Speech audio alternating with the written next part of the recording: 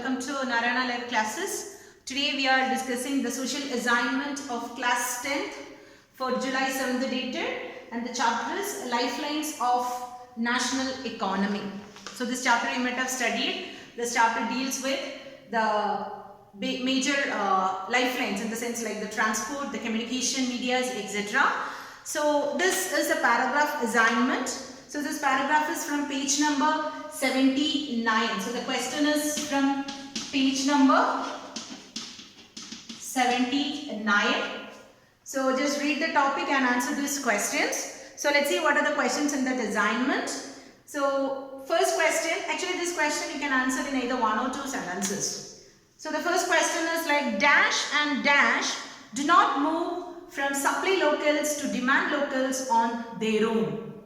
So there should be some push or there should be some force to move these things. So what are these things which do not move from supply locals to the demand locals as their own? So that is nothing but the goods and services.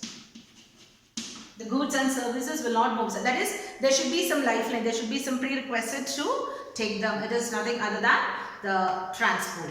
Alright. So let's see the second question. For a long time, what is restricted to a limited space? For a longer time, there were certain restrictions. So which are that restrictions? It is trade and transport. In the before chapters of economics, we studied that there were restrictions by the government on trade. It is for making our own producers self-competent. So there were, for a longer time, there were restrictions for trade and transport. It's not only because of that, but because of the geographical structures as well, there were restrictions. Let's see the third question. List the three means of transport. It is a very common question, very general question even. List the three means of transport. As we know that there is land transport, then water transport and air. Land, water and air. These are the three major transport systems available. Then let's see the second last question, that is the fourth question. What is complementary to each other? Complementary to each other in the sense one helps the other and the other one helps it. So it's a complementary to each other. That is nothing but transport, communication and trade. They are complementary to each other.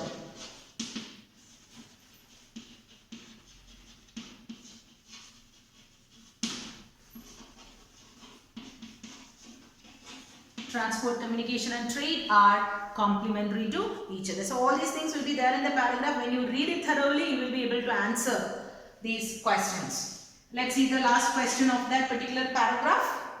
What is the prerequisite for the fast development of a country?